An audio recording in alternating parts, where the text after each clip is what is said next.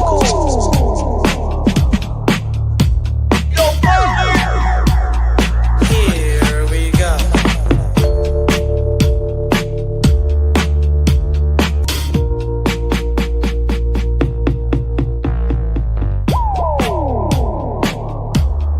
Here we go.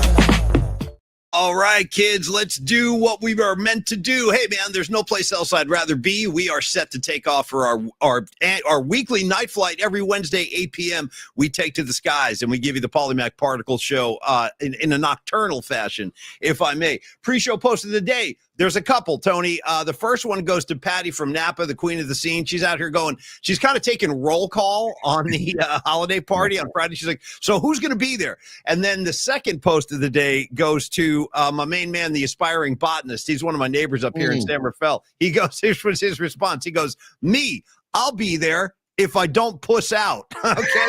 So, yeah.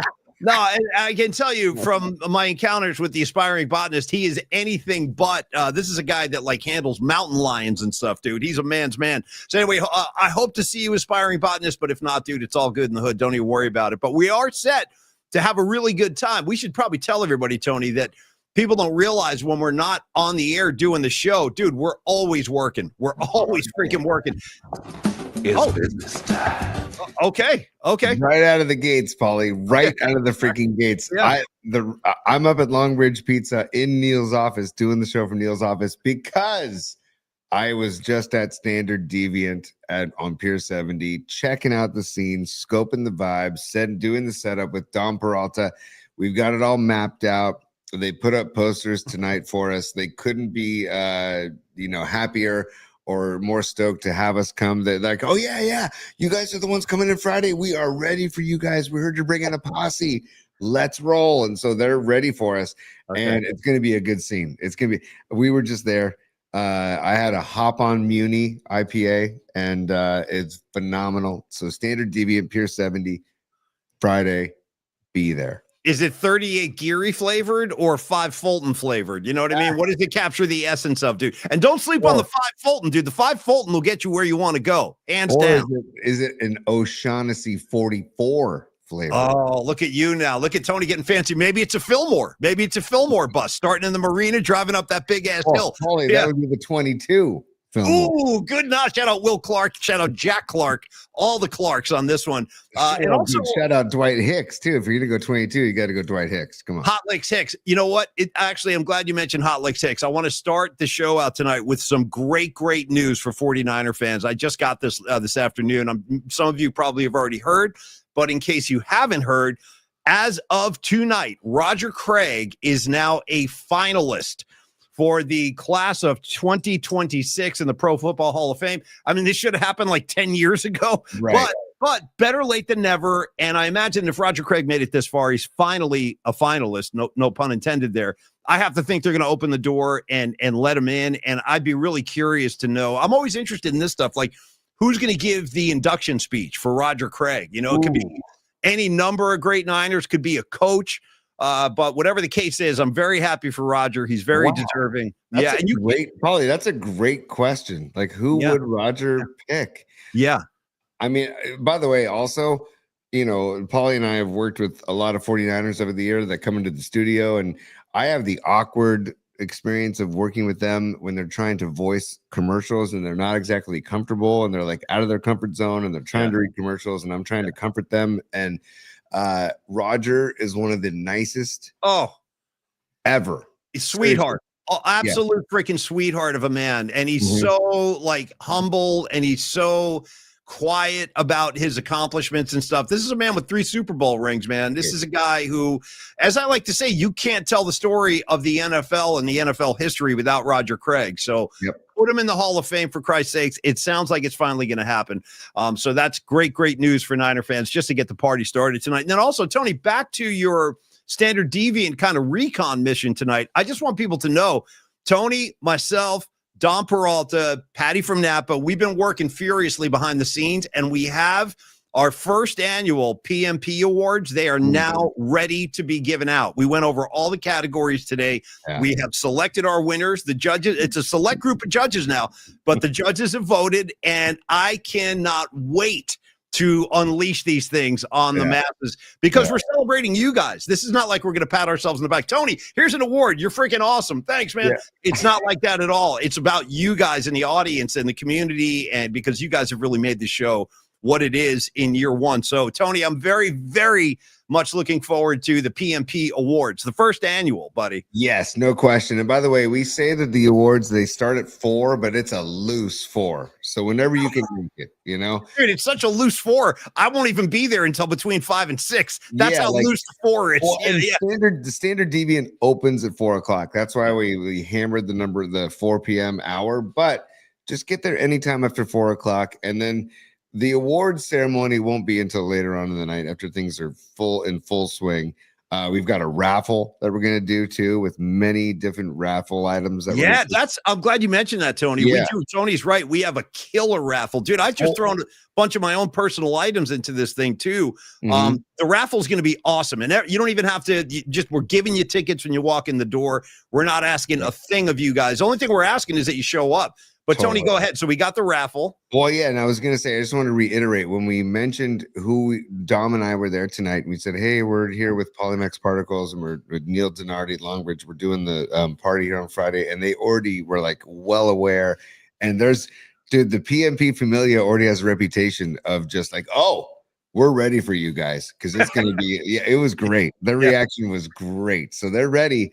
But they, and by the way, it says on the wall, like capacity 158, I think. I'm like, dude, the PMP Familia can take up most Well, we're of coming that. strong. No, I've seen the numbers, and they're robust. The numbers are freaking robust. And you guys, I just want you to know that we are blown away by that. The fact that you guys have RSVP'd, you've gotten your hands directly involved in the show. And we just want to say thank you. We just want to have a good time before the holidays start, because we are both going to be taking some time off in a couple of weeks. So before we get to that, I apologize. Just to jump in, I see Patrick Patton on the chat. And Patrick, first of all, dude, thank you for all of your creative endeavors that have added to the show. He's asking about, will there be a table for the people that are not able to attend? That's one of the things we were doing tonight, was testing out like the video angles. So we're going to do a StreamYard, not broadcast. We're just going to go live on StreamYard. That doesn't mean anything to anybody except for me and Paulie, but we're going to go live on YouTube is basically what we're going to say, around 6 o'clock, between 5:30 and 6 o'clock. And then we're going to have a microphone there on the laptop for anybody that wants to do a drive-by on the microphone and say hello to people like Patrick Patton that might be checking in on the live stream. So it's there for the taking. Hey, Stevie B, one of my favorite PMPers out there. Stevie B is already amped up. He goes, guys, I'm in a tent outside like it's box office for the Led Zeppelin 75 tour. Let me tell you a couple things, Stevie B. You pressed all the right buttons with that message, because if I had a time machine, first stop would be Madison Square Garden, 1975. Give me one of the 6 Zeppelin shows that were played at the Garden that year. Or I'll go to the LA Forum too. I got no problem seeing Zeppelin at the LA Forum. And hey, Stevie B, I know so few people that have actually seen Led Zeppelin. When I actually come across a human being who's like, yeah, I saw Zeppelin. Dude, I peppered this guy with so many questions. And you know who it is? It's my buddy Barry, who owns Red Devil Records. He and I talk music till the freaking cows come home. And he's a couple of years older than me. So I was in his shop a couple of years ago buying some Zeppelin stuff. And he goes, I saw Led Zeppelin. I was like, really? And he goes, yeah, I saw him in 1975 at the LA Forum. I'm like, wait a minute. So you saw him on the Physical Graffiti tour? He goes, oh, yeah. And I'm like, well, how was it? And he goes, everything you've ever heard about Zeppelin live, he goes, it's all true. They were freaking amazing. They played for 4 hours. He was like, one of the best shows I've ever seen. So anyway, Stevie B, you and me, buddy, we're always dialed in. Great to see you tonight. Tony, if you had the time machine to go back in time, and a good way to connect the dots between Show Us Your Stubs tonight, because Bonnie Scarlet Fire will be joining us later in the program to show off some of her selected stubs. But anyway, Tony, what do you got, buddy? Well, I was going to cover some business. Stand by, Paulie. I was going to do some business. It's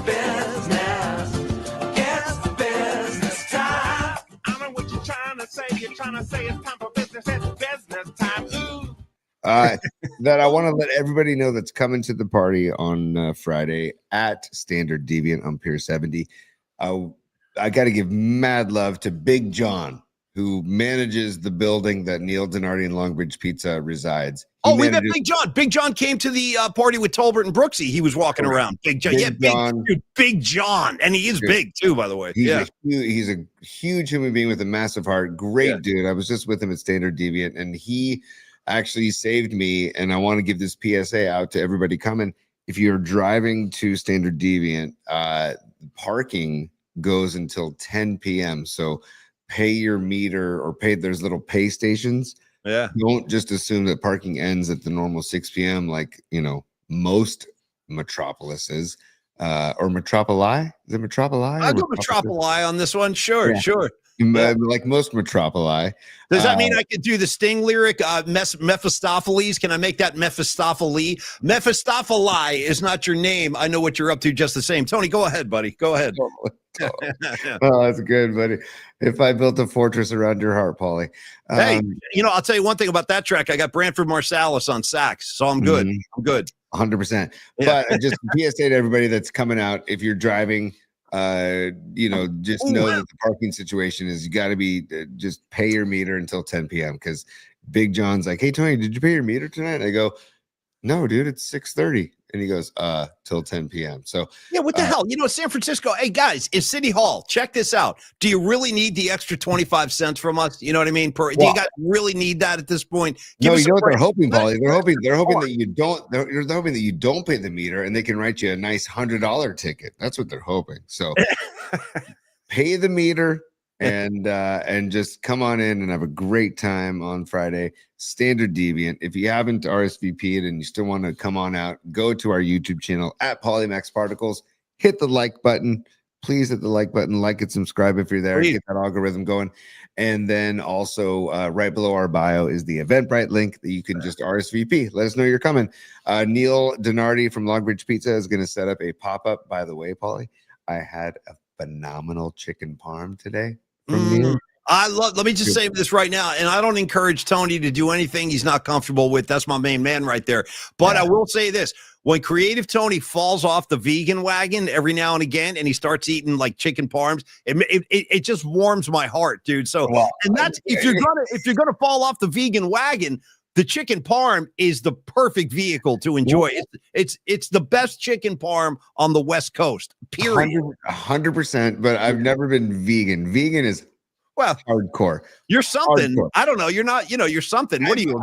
Veggie, pesky, whatever you want to call it. You know what you are. You're veggie centric or something. I don't know. Totally veggie centric. Sure. You're a veggie sexual. You're a veg sexual or something. Fine. Yeah. Fine. I'll be a veg sexual. I get romantic with a cucumber. Whatever it takes. Yeah. Dude, I'll make love to a freaking celery spear. Oh, Lord, here we go, dude. Here we go. Because once Rags opens up the fridge, dude, he sees a lot of potential dates. He's like, let's see. I can make out with this mango. I could get comfortable with this grapefruit. Like Rags looks at the grocery store like it's a porno shop. You know what I mean? So don't give me any ideas is my point. Yeah. But I will say the chicken parm today. And by the way, we can talk about this. When we get to our Longbridge spot, we got to just remind me to revisit Meatballs.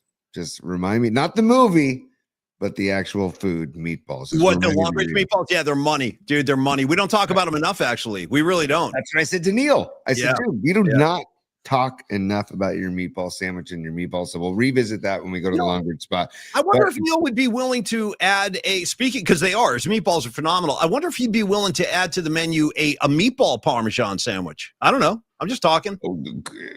Sky's the limit with Donardi. Right.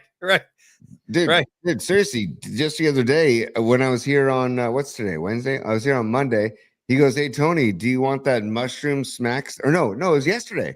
He goes, do you want that mushroom smack stack that I made you for the Giants game? I go, well, I thought that was a one-off thing. And he goes, no, we always have mushrooms. And I know you don't do the red meat. So he made me the smack stack or the chopped cheese with just mushrooms. It was freaking phenomenal. So here comes Miriam, dude, one of the greats, one of the ladies of PMP stepping up right here. She goes, hey guys, I ordered the meatballs last time I was at Longbridge Pizza on Saturday, and they were so good. That's because you have great taste, Miriam. I'm not surprised at all. Now, do you want to give it a review of the chicken parm? By the way, how was it? It was great, man. And dude, it's all about dunking it in the sauce. And the Rise Up Bakery sesame roll. Dude. Yeah, Rise Up Bakery, which is by the way, this is basically our Long Bridge spot. Might as well just call it a Long Bridge spot. Sure. Because, Okay. We might. Yeah, we are going pretty deep. We might as well. Yeah. well, and because the Neil Donardi, Andrew Markoulis, they are all about the local scene. Their butcher is Olivier, who's right around the corner, right here in the Dog Patch. Their bread is a bakery right up in the Bay Area called Rise Up Bakery. And they also do Acme bread as well. So they're all. Sorry to interrupt the Long Bridge spot. Don Peralta, our art director and kind of our morality kind of center, he says, guys, what are we doing? Let's get in the oven. Why aren't we in the oven? If we're talking Long Bridge, Tony, get my ass in the oven pronto. Right. Get me in that wood. Thank you, Dom. Thank you. I appreciate it. He goes, get in the oven.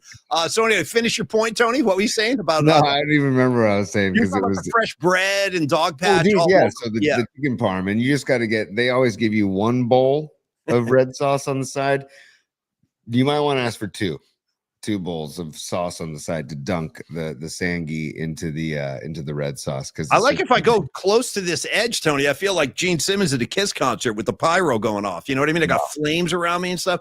It feels pretty powerful over here. You can connect with Tony La Russa and his wife, his wife's probably the biggest member of Kiss Army other than you.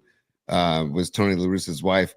I was with her at Kiss at Shoreline with Tom Tolbert, and she was going bananas at the pyrotechnics. She's not messing around. No, she's a rocker, man. Tony La Russa. God bless Tony La Russa, man. I don't know how you guys feel about Tony La Russa. Here's my Tony La Russa story. It's a true story. I'll never forget this as long as I live. Yeah. This is maybe 10 years ago, and I had never spoken to Tony La Russa in my life. And this is back when I still had a landline in the house. Like we had a house phone that we finally disconnected because nobody used it except Tony La Russa. So check this out. I come home from the Murph and Max show one day, taking one of my afternoon naps because you have to do that or else you just don't survive that job. So I take my afternoon nap, and then I wake up. And when you wake up from those naps, when you're doing a morning schedule, like you really don't know what's going on. Right. You're like, am I supposed to go to work? What time is it? Is it breakfast, dinner? I have no idea. So I walk out into the living room where the phone is, and there's a message. So I pick up I hit message, the play on the message. All of a sudden, this is what I hear. Hey, Paul Lemack, this is Hall of Fame manager Tony La Russa calling you right now. I heard you're a Grateful Dead fan, and I got Bob Weir, I got Bruce Hornsby coming out for the ARF benefit, and I just wanted to courteously invite you to be on hand and be part of the whole Grateful Dead community. I'm like, what? Like, I couldn't believe it. Like, Tony La Russa was on my, and anyways, from that day forward, Tony and I have been super, super cool. We helped him promote the ARF Foundation that he was so involved with because Tony's an animal lover. His wife loves Kiss. Tony loves animals. So there you go. And maybe they both had a moment when Kiss came out with the album Animalize. Perfect, dude. With the stripes, the zebra stripes or whatever. Hey, by the way, Paulie, this is only just a personal note for you and I. But Paulie, I believe Max Medina is on the chat. Our guy Max Medina is on the chat. So Maxie, hey Maxie, say hello to Maxie. I love Maxie. No, Maxie's one of my favorite people, and Maxie and I have seen Rush together. We took in a Rush concert together. He's one of my brothers in Rush. All over the ticket release or the announcement when those shows were announced, he emailed or texted a bunch of us and said, "Hey guys, you may not want to go to these shows, but I do." So, Maxie, don't even worry about those guys. Hey, listen, if those guys don't want to be a part of it, it's me and you. We'll do it again. And I'll tell you something about Max. Check this out. I'm going to blow your doors off with this. Here's how well I know my Max Medina Rush trivia. You ready? Here it comes. Oh. Max, this is a friend of ours, by the way, and I haven't seen Maxie in a very long time. Maxie, I miss you. I love you. But I happen to know for a fact the first concert Max ever saw in life was Rush on Roll the Bones tour at the LA Forum. Bam! Bam! Give me one of your wrist flicks, dude. Give me one. Oh, yeah. Give me one. Boom! Yeah, bam, bam. By the way, this is still our Long Bridge spot, by the way. Sorry. Yeah, well, I think Neil Tenardi likes Rush, too. I've heard it on the playlist. Hey, good to see Danny Ogden out there tonight, too. Oh, hold on. He's got La Russa info. He goes, Tony has moved on now, and something happened with ARF, but he's still working with animals. Okay, noted. I didn't know that, Danny. Thanks for the update, bro. Thank you for the update. Tony, I always found him to be a super, super cool guy. Anytime I cross paths with him. And it was like the most unlikely friendship of all time. Hey, Paul Lemack, it's Tony La Russa calling you right now. Come to the phone. I need to talk to you about the Grateful Dead. I'm like, what? Dude, because Hornsby and Bobby played one of the benefits that Tony, and he just wanted to invite me because he heard I was a deadhead. I was like, Isn't wow, that's cool. but also isn't LaRussa responsible for walking Barry Bonds with the bases loaded? I Right? don't think that was LaRussa. That wasn't LaRussa? I think that was the Colorado Rockies. I want to say that was, No, I'm pretty sure it was the Cardinals, and I'm pretty sure it was LaRussa I that don't said, you think know so. what? Bases are loaded, Bonds is coming up. I'm walking him, and I'll take the run. Can somebody confirm that? Yeah, see, Hum Daddies is saying it was Pinella. It was Pinella. Sweet Lou. I'm gonna look this up. I don't think Tony. You want to know why I don't think it was Tony? For starters, I don't remember that it was LaRussa. And second of all, I don't think Tony LaRussa would give that away. I don't think he would just intentionally walk a run in. That's not his style. So this is saying it's Buck Showalter with the D-backs. Wow. Okay, God. the D-backs. There you go. Rockies, D-backs. What's the difference? You know what I mean? It's like those teams. But yeah, no, that sounds right. That sounds right. And Paulie, guess who lined out after they walked Bonds? Guess who lined out for the final out? Number 9. Let me think about this. So that means he would have been hitting probably fifth. Daryl Hamilton? Hambo? Dude, Brent Maine, buddy. Oh, that's our Maine. boy. Oh, that's our boy. Hey, Brent Maine can hit, though. I don't want to disparage Brent Maine. Dude, absolutely. For a catcher, he was a good hitting catcher, man, for sure.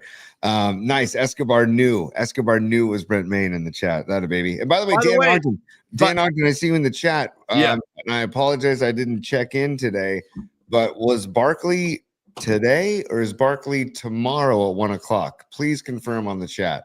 He'll let us know. Yeah, he'll By let us the way, know. Danny Ogden, the very aforementioned, he said it was Buck Showalter 100%. It was what not. What did he give me for Buck Showalter and Luke Skywalker? The guy who played Luke Skywalker, Buck Showalter and Luke Skywalker. Nothing? You mean nothing? Maybe like -2? Come on. Buck Really? Showalter and Mark Hamill. Are you out of your mind right now? Buck Showalter and Mark Hamill. What are you, freaking dosed? Hey, by the way, Maxi Medina, he's coming strong now. He goes, guys, not only did I see Rush on the Roll of Bones tour at the LA Forum, ready for this, Tony? Primus was the opening band. How about that? Holy moly, that's crazy. That's a nice double bill right there. That's a young Primus too, man. That's incredible. Oh, and Danny Ogden become an integral part of the show tonight. He says that Barkley was today.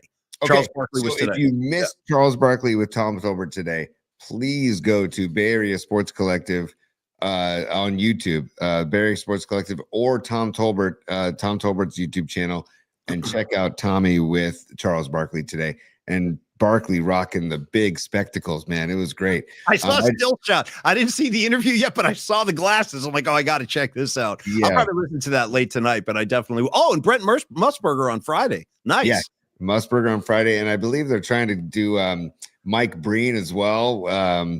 What was why am I blanking on Mike Breen's I'm a Mikey Breen fan. Me I love too. Mike Remember Breen. we saw Mike Breen at Original Joe's. Hell yeah. Like a gentleman, just sitting there over there eating his hamburger at Original Joe's. Yeah. But what's his call for bang? That's what it is. Bang! Yeah, bang! Steph Curry from the perimeter. Bang! Dude, Yeah. if Tim Ryan's got ball out, then Breen's got bang. Well, once in a while, Breen really loses his mind and he'll do like a prolonged one. Bang! Yeah. Bang! Like when he's really excited, like, you know, he just flip There's it out. a great call that I used all the time at KNBR. Bang! Bang! Oh, what a shot by Curry! You know, and it's like, dude, Mike Breen being the staple. Dude, I love Breen. So, Hey, anyways, Breen's gonna be on the show very soon as well. I know. How about the wheels just flew right off the car 20 minutes in tonight because we're still in the middle of a Long Bridge spot. So let's finish this up. Neil Donardi, he's our patron saint of all great food in the Bay Area. He is my only stop, my only pizza stop in San Francisco now, 2347 3rd Street. In fact, you get hit it before or after the PMP Holiday Frolic on Friday. It's very close to where Standard Deviant is. And Neil Donardi, what else can we say? South City guy.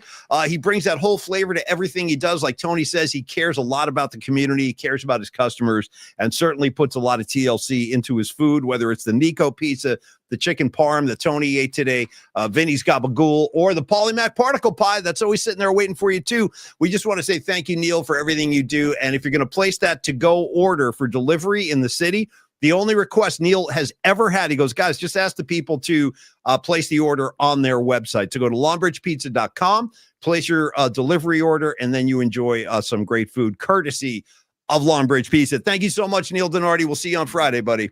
And last note, Paulie, is that on Wednesdays is when they serve their sandwiches. Tuesdays is the Smack Stack burgers and the chopped cheese, which is their take on a Philly cheesesteak. And then Thursdays is the square pies, Detroit style pizzas. But Wednesdays is when they do sandwiches, the chicken parms, the Vinny's Gabagool, but also we do not give enough love to the meatball sandwich that you can get, or you can always order a side of meatballs.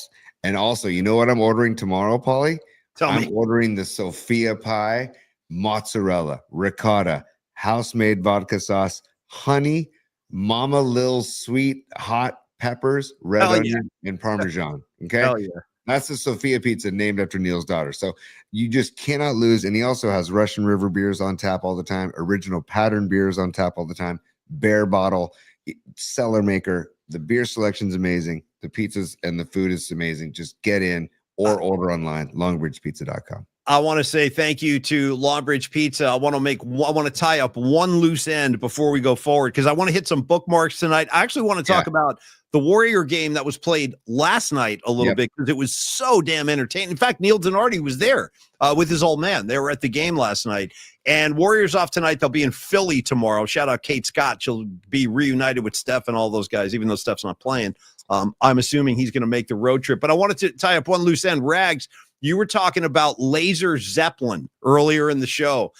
Tony, did they have Laser Zeppelin in Golden Gate Park at the planetarium? Because they had it in New York. Did you ever see Laser Zeppelin? They did. I never saw it. I always dialed into the Pink Floyd Laserium shows. But, same kind of thing. Same idea. Yeah. Dude, I ran out. I told you the story. I ran out of the Laserium when Welcome to the Machine came on. Were you electrified?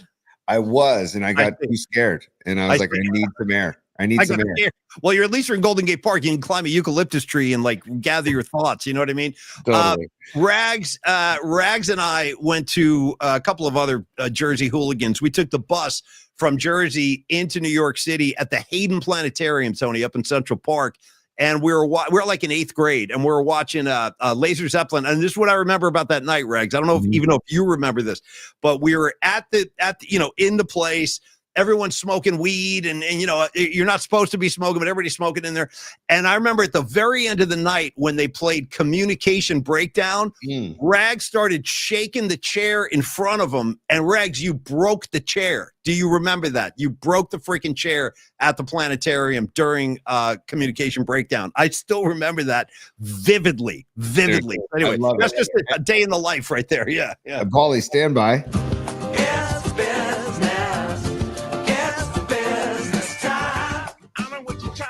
You're trying to say it's time for business. It's business time. Ooh.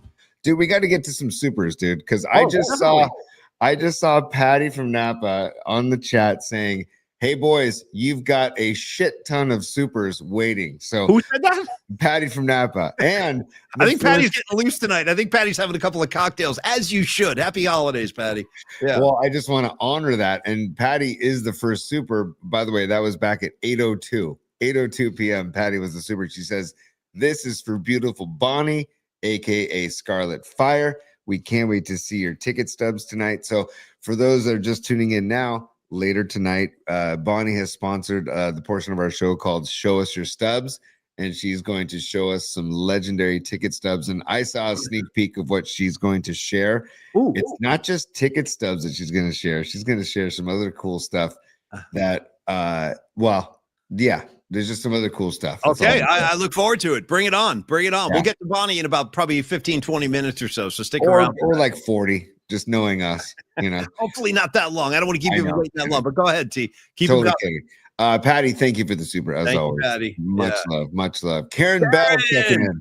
Yeah, she says, following Patty, the broads of PMP are here for our Bonnie. Heck yeah. Bonnie, the women are here for you. The ladies of PMP are here for you. And Karen Bell is repping strong. Karen, thank you for the super. We have Escobar Cheeks the third checking in. And he says, what the F is wrong with Travis? He had to say that he and Taylor Swift have not argued in 2 years. That's a bunch of bull S. There's no couple on the face of the freaking earth that goes 2 years without arguing. I'm calling BS on that right now. And I'm still going. If they haven't argued, then they're doomed. They're done. No, Yeah. they're done. I'm telling you right now. Again, Everybody needs a good argument, Paulie. Every couple needs. And that's one of my specialties, by the way. You can ask Liz anytime. By the way, how in the F or is she supposed to continue down the romantic path with this guy when the Chiefs don't make the playoffs? I'm still standing on that, by the way. Chiefs don't make the playoffs. That's the end of that relationship. Watch. Just watch. Dude, and by the way, you made me just think of I'm Still Standing by Elton John. Just got to give you love for I'm still standing after all this time. I'm an Elton John fan, by the way, just for life. Shout life. out Captain Fantastic, Tony. Yes, dude. Yeah. And you know what? I grew up on the Elton John Greatest Hits album on vinyl with him with the big glasses, the white frame glasses, and he's at the piano in his white suit and Benny and the Jets and the Rocket Man. And, how about Someone Saved My Life Tonight? Dude, how about your song? How about this? How about Tiny Dancer? I'll go all night. By the way, you want to hear some amazing, just sonic amazement? Listen to Someone Saved My Life Tonight. The drum sound on that song, amazing. I don't know. They sound like cannons going off, dude. It's a great drum sound. By the way, I think it was during COVID or anyway, it was a couple years ago, or a few years ago. Elton John, they broadcast his show from Dodger Stadium, and my God, what a performance, man. I mean, what a catalog. I mean, the guy's got like 500 phenomenal songs. Yeah. Goodbye Yellow Brick Road, Paul. Great one. One of my favorite. Goodbye Yellow Brick Road. Great one, man. Yeah. Escobar Cheeks the third checking in a second time. Thank you, Escobar, for doubling up. He says, also, did you hear how much of a, quote, team guy Travis is? He told the PA guy to stop playing her music because he's about the team.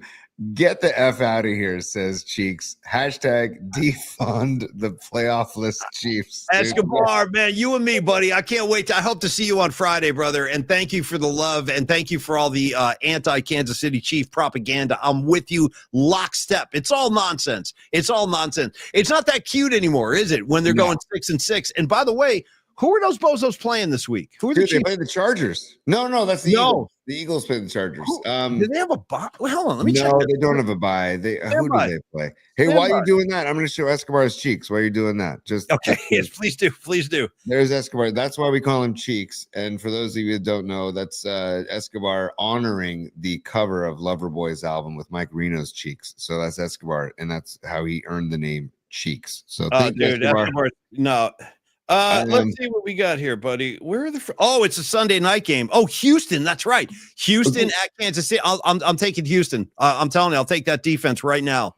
That's very interesting, man. Maybe we've been talking about, we talked about Christian Ellis hitting Jackson Dart on Monday night, and we talked about if that hit was on Mahomes, the whole league would have gone insane. Roger Goodell might have popped out of his. They would have pulled an ambulance with a full medical staff right onto the field to make sure Mahomes is okay. But that Jackson Dart popped right up, no complaints. He was like, "Yeah, man, I got hit." Like he took it. He said all the right things, in my opinion. Jackson total Dart. Respect, but dude, that defense, they might be looking to take the 15 against Mahomes because. That defense, we saw what that defense did against the Niners. Right? I'll tell you what, just a little personal plea here. I want it to be Henry To'oTo'o from De La Salle because he's a linebacker on the Texans. And Henry is the guy who got the unnecessary roughness last year, a 15-yard penalty in that playoff game that really wound up hurting the Texans. It was a total bogus call, and they called it on Henry To'oTo'o. So, Henry, you go get his ass on Sunday night. I'll be watching. Just go light him up. Blow his ass up. Dude, totally. And also Vegas. We talk about how Vegas is onto things, and they're usually not far off. They only have the Chiefs as -3.5, and the Chiefs are at home. So it's basically a little more than just the home field advantage, -3.5 for the Chiefs. So take the Texans in the +3.5. You might even want to consider Texans money line to just win the game outright because, dude, CJ Stroud is back, and you got that defense, and you got Nico Collins. And I don't know, man.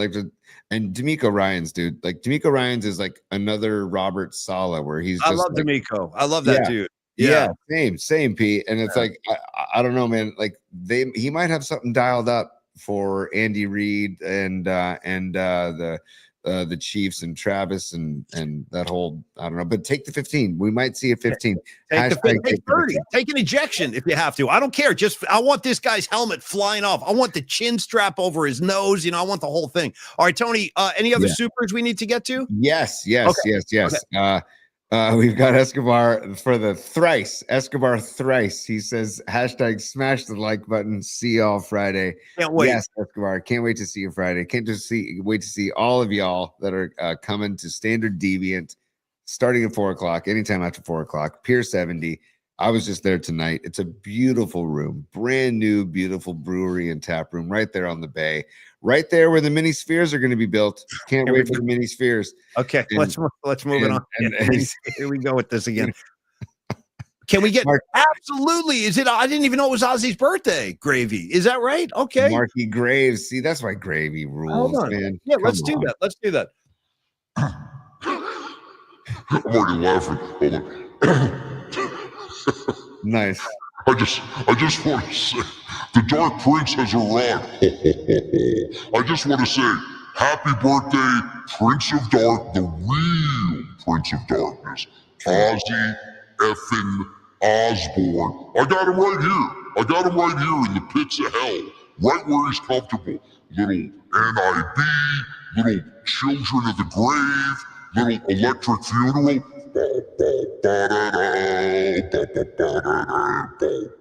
Anyway, that's for you, Gravy. Thanks, brother. Hey, Paulie. Satan laughing spreads his wings. That's all I gotta say. Satan laughing spreads his wings. Oh, Lord, yeah. Ba-dum, ticka-da-dunk, Come on, dude. Okay, sorry about that. Satan / Paulie, you want to talk about when Sabbath turns into a funk machine? Is right there. Bucket down, bump down, bucket down, bump down. Like, come on, that's dude. Tony Iommi's guitar line is a funk fest. Bum bum ba down, bum bum ba down, bum bum ba down, bum. Total funk. It's great. It's freaking great. Come on, give me the supers, buddy. We got a lot to cover. Making war just for fun.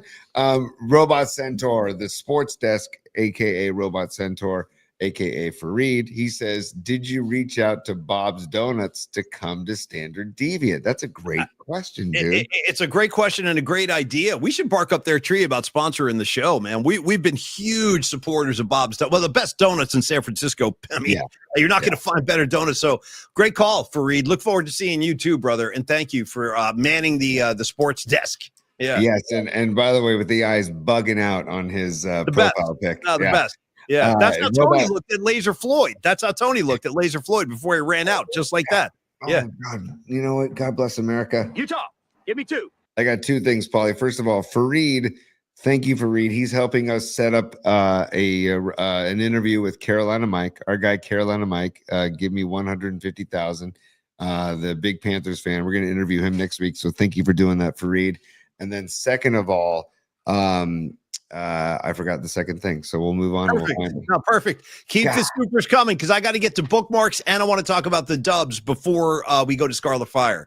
So what do we have any other? Last one is Lady Catalina and Lady Catalina's hot sauce. Noemi checking in. Taylor Swift has been dethroned on Spotify. Latest album didn't even make the list of top albums. Sign of things to come. This is it. I love how I've whipped up the PMP community to a frenzy of hating the Swift community and the Chiefs. I'm so glad you guys are backing me on this, but you're finally seeing the light. I'm just trying to turn people on to the truth, the real truth. And Noemi, thank you, dear. I look forward to seeing you on Friday as well. And I'm glad she's been dethroned. She deserves it. Noemi, bring your hot sauce. Sell your hot sauce. Bring it. Seriously. 100%. I will buy some. I know Paulie will buy some. People will buy. So bring some of your hot sauce because I ran out of the peach habanero. So bring some, and we'll take care of business on site at Standard Deviant on Friday, P. Okay, Tony, thank you for that. And thank you, all you supers. Tony, just a word on the Warrior game last night. I was thoroughly entertained. You mentioned Pat Spencer playing his guts out, matched his career high with 17 points. I mean, it was hard enough with no Steph Curry. And then Jimmy Butler hurts his knee. He didn't play in the second half. And still, man, it was basically guys from off the bench. Draymond Green. Well, Draymond was out there, of course, but Draymond was hitting threes. I thought, dude, and how about Seth Curry, bro? Seth Curry was out there making shots. Pardon me. Great to see Seth Curry. Great to see Patrick Spencer. And it was just a good sign. It was a good sign because no one, I mean, the OKC Thunder are beating teams by like 10, 15 points a night. So the fact that the Warriors had them, dude, they had them on the ropes as close as you're going to get. I took that as a really, really good sign before they finally lost 124-112. But a great game. Very entertaining ball game, too. Incredible game. And man, I just got to say, dude, the combination of Jalen Williams and SGA and Holmgren, I mean, my goodness. Okay, it's going to be tough to beat them. I mean, dude, SGA, he could not miss in the fourth quarter. I was like, dude, and they shot like 56% or 57% for the game. It seemed like every time they stepped back to launch a three, it went in. Like they barely missed any of their 3-point attempts, man. And I like them. Like they're a fun team to root for and a fun team to watch. And I remember Jalen Williams when he was playing for Santa Clara, and I saw Santa Clara playing at USF, and I'm like, who? And he had dreads at the time, like long dreads hanging in his face. And I'm like, who is this kid? This kid is dominating the entire floor. Who is this kid? And the next thing you know, he's a superstar in the NBA, and he's got a ring already, and they're looking to repeat. And now the talk is, are they going to, eclipse the Warriors' 73 win season? I don't know if they can. I mean, I'm sure the percentages are low on that, but I just got to say, I tip my cap to the Thunder because my goodness, are they a good team? But having said all of that, dude, that third quarter last night, and by the way, the Warriors scored 40 points in that third quarter, and that's the most points given up by the Thunder in any quarter all year. And again, without Steph Curry, think about that. That's huge. Without Jimmy Butler for the second half, dude. Yeah. And Draymond had 5 fouls in the third quarter. So, like, I'm just saying, if I could sit all the kids that I coach, if I could sit them down and show them a video of Pat Spencer and the effort and the enthusiasm and his fearlessness, dude. He'll go right into the trees in the paint. He doesn't care. And he's got that little float shot that he makes it too. I love that dude. All of it, man. Yeah. And the fact that he was the number 1 overall pick for professional lacrosse. And he said, you know what? No, I want to play hoops. It's just, and it's an incredible story. And Steve Kerr loves him. You know that. It was an incredible third quarter where, yes, you said Seth Curry, great to see him getting back in the mix. Pajemski doing his thing. It was just and dude, Quentin Post down low, snagging boards. I like Post at a BC, dude, at a Boston College. Shout out Chestnut Hill. Yeah. Dude, if there's just one, I don't know, just thing, the elephant in the room, dude, is your guy Kuminga, man. I didn't like his minutes last night, man. And Kerr did not have him on the floor in big moments in the second half. Like, I felt like Kuminga, he's almost like a giraffe, like who's still getting his legs under him sometimes. Like, nice. You know what I mean? Like, he's kind of awkward at times. Like, he's indecisive with the ball, which is not a good trait to have in the NBA. Certainly not with the Warriors, where they thrive on ball movement. But I feel like sometimes he'll drive the lane and he'll go up and he doesn't really have a plan. He gets caught in the air and he'll either make a really bad shot or he'll make a bad pass. He's prone to turn the ball over. So I got to be honest, I wasn't crazy about Kuminga's minutes last night, man. No, it's like he can jump through the roof, dude. He's so athletic. But I feel like he gets above, an SGA or somebody, and then he just doesn't know what to do with the ball. Or it's like he I don't know, he can't just come off the bench and light it up. There's a warm-up period or something. I don't know, but he's just so hard to figure out, man. And I think that Kerr. I think Kerr is not feeling him. You get the idea. Kerr is not feeling him. Mark Graves saying JK is as good as gone. I keep hearing that too. By the way, so is Brandon Ayuk. Dude. Jonathan Kuminga, they're both good as gone. It's a package deal, the both of them. Yeah. I mean, put them both, like, I don't know, just kind of good, like goodbye. I don't know. It's like the Boys to Men said, it's so hard to say goodbye. I disagree with when it comes to And Brandon. by the way, Ayuk. Brandon Ayuk should take a good, long, hard look at his buddy Deebo Samuel, who absolutely had to get out of here because he was so miserable playing in Super Bowls and playoffs every year. You're taking a look at Deebo Samuel lately, bro. He's playing for a Commanders team. What are they, 3-8 or something like that? 3-9. I mean, that's what you want to rush out the door for? Okay, all right, go nuts, have a good time. I mean, yeah. You got to wonder if Deebo's sitting there going, my goodness, man. What am I doing? What am I doing? I'm down here. I'm a commander. Tony, I'm a freaking commander. You know what I mean? I'm a commander.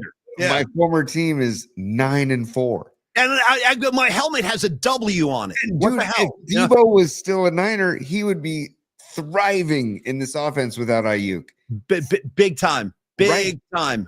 We need him. We could use Deebo Samuel right about now. But anyway, dude, he had to get out of here. He had to get, Tony, quote, a fresh start. Had to get a fresh start. All right, you're getting a fresh start on the 3-9 team, brother. Go nuts out there, man. Hey, Tony, with I don't want to keep the vibes too dark. So let me do this.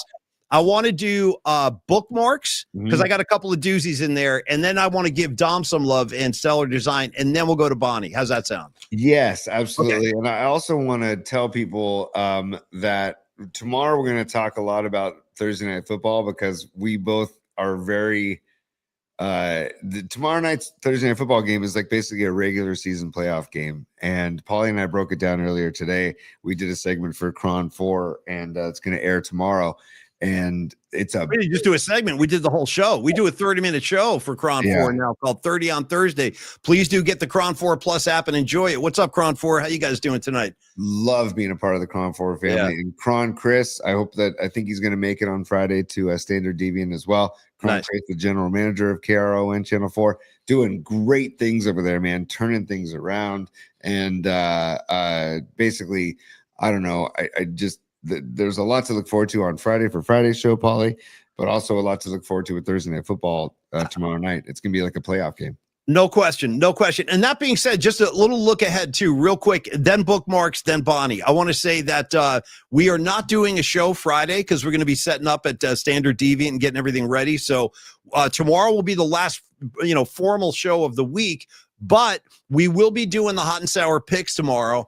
And just to throw this out there, Tony, we will do a music assignment tomorrow, just standard issue. We don't have a guest sponsor tomorrow. We will have some guests coming up, though. Stay tuned for that.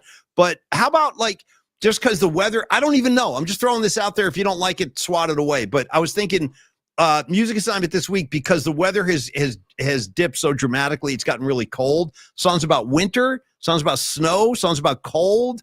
I don't know, and if you don't like that, you give me something. I don't know. Yeah, I don't know. I we have to talk about it. But I could go that route. I mean, that's a home run. It's right down Broadway. I mean, cold rain and snow. You know what I mean? I got Jerry over there. Yeah. I don't know. I feel like there might be other avenues to explore, but give it to me. Give me an avenue. Well, I'm thinking about the Niners bye week, and I'm thinking about time off. Like vacation? Yeah, vacations or time off or relaxation or okay. Or something about taking time for yourself. See, here comes Rags though. Rags is coming in with a Cinderella long cold winter. Yeah, and then Gravy cold as ice. I see you, Gravy. You're out there. I don't know. I mean, you can go, micro with the Niners bye week, or you can go macro with the cold. So. How about this? How about neither? How about we get both of those out of the way? I just saw Patty had something. She said, how about songs about frolicking? How about this? How about songs about partying? Since we're having our big party on Friday. Party songs, party albums, party bands. Like Eddie Murphy's party all the time. Well, I'm quite right. Party all night, Tony. Yes. Party all effing night. Anyway, how about that? Songs about parties, partying? Can we do Lionel Richie's All Night Long? Sambalita Setimo Cha. We could definitely drop a Sambalita. No question. No question. In fact, I'll demand a Sambalita. Jumbo Jumbo. Hey, Jumbo Jumbo. Hampadita, beep it up. The steel drums are going blah, blah, blah, blah. All right. Anyway, so what do you think? Parties? Party songs? Yeah, I think that's fine. That's totally. Okay. Yeah, dude, the freaking Nutter. By the way, Nutter, I just met Alex from Sharp Park Tap Room yesterday. He was in at Longbridge Pizza, and I was talking about you to him, giving love to the town of Pacifica, but he says fight for your right to party. So, I mean, right there, Beastie Boys, right out of the gates. You can't go wrong there either. Piece. Your So, mom threw away your best porno mags. Your mom busted in and said, "What's that noise?" Oh, mommy, you're just jealous. It's the Beastie Boys. Yeah, dude, no, you can't get through it without laughing. You know, yeah. Living at home is such a drag. Yeah. All right. Okay. Tony, let's do it, man. Let's go to bookmarks, and then I want to do some stellar design, and then the great Bonnie Scarlett from Fire. We are going to shine you the spotlight, or give you the spotlight, rather. So, bookmarks, Tony. Let's take a quick look. I got something in there I want everybody to see tonight, if you don't mind. Dare I say, Bonnie will let her love light shine, Paulie. Let her 100%. love light shine. 100%. Stand by. It's time Sure, go ahead, laugh if you want to. for bookmarks, Maybe that's how you get your kicks. You and your good time buddies. PMP style. I got a flash for you, Joy Boy. Party time is over.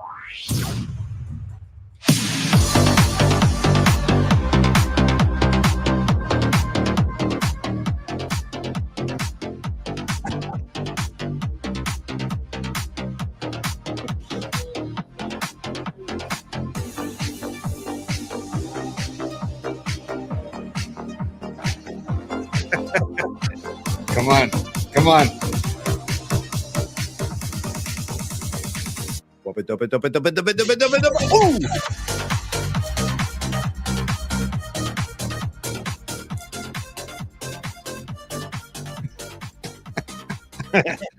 All right. Yeah. And by the way, to quote the art director of PMP, Don Peralta, he said on text today, "I'm a Joy Boy head." Yeah, I am too. I'm a Joy Boy head too. I'm a Joy Boy boy. You know what I mean? I'm a Joy Party Boy time boy. is over. Party time is over, Joy Boy. Okay. Here, Paulie. Let me get the bookmarks all dialed up, 'cause there's some fun ones in there. Yeah. And that bed, I'm gonna let that bed keep rolling unless we have competing audio. Then I'll lower the level. But there's a few things. There's something that I put in there that I'm excited about, and I know there's something you put in there that you're excited about. I love that. Right? Tune. I really do. Yeah, It me stays too. in my head. Here we go. Stand by. All right, what you got? So I think you put this in here, yeah? Yeah, this is actually this is the cast of First Take this morning talking about, well, actually it's Chris Russo saying that Shanahan really deserves a lot of serious consideration as the top head coach in the NFL this year, or certainly one of them. Check it out. Cowboys, we got Broncos, Patriots. Where are you going? I'm going to take San Francisco. And one thing I'm going to, what do you mean, what? Let's hear this. They won at Seattle. They won at the Rams. Do you see their schedule? And by the way, Swaggo, I love you like a son, but take it easy with the Patriots. They beat Buffalo on the road and at Tampa, and that is it. They have done nothing. Those teams they play stink. Dude, first of all, can I just say, Look at him, look at Russo. Yeah. I just love when he is so passionate that he runs out of air. Oh yeah. Oh yeah. You know. Who are they beating? They stink. He's saying the Patriots stink. By the way, they're 11-1. They stink. Yeah. The Giants stink. The Jets stink. Miami stinks. Take it easy. Let me see him do something. San Francisco, they're 9-4. Okay, in the division they're 4-1 with Seattle at home. They won in Seattle. They won in LA against the Rams. They have a bye week. Their schedule, they're going to beat Tennessee. That's 10. They have Seattle at home. They play at the Colts. And their last game is the Bears at home. They're going to go 3-1. San Francisco is going to end up 12-5, and they could win the division. They're going to have a better record in their division than the Rams are going to have. And San Francisco. Wow, so he says 3-1. I know. I'm just throwing this out there just for the masses, just to let you know how other people kind of view this team. Because I've had such a weird season with the Niners. It's been a weird year kind of getting a handle on them with all the injuries, but it's nice to hear Russo saying that they might be, I guess the conversation started with Dallas and how well Dallas is playing. And the question was, who is playing better football right now than the Dallas Cowboys? And Russo came in with the Niners. Anyway, just sharing that. Some good Niner love from Chris. That's all. Yeah, hang on a little more. Francisco, he is not a good coach. Great coach. He is he's the second best coach in football. McVay won, him too. I don't think there's any question about it. He is that good. Shanahan wins with Mac Jones. He's absolutely fabulous until Super Bowls. Well, go ahead. All right, those two close games, Steve. I mean, geez, take it easy. You got him handling in Chicago. Oh, okay. He's not wrong, though. I don't disagree with Stephen A. You got to win those Super Bowls, man. Are people going to always say that, dude? How do you put an end to that so-called narrative? You go win an effing Super Bowl. That's when people stop saying it. Yeah. Great. And by the way, Stephen A., if you want to do something. Satan, a.k.a. the devil. Right.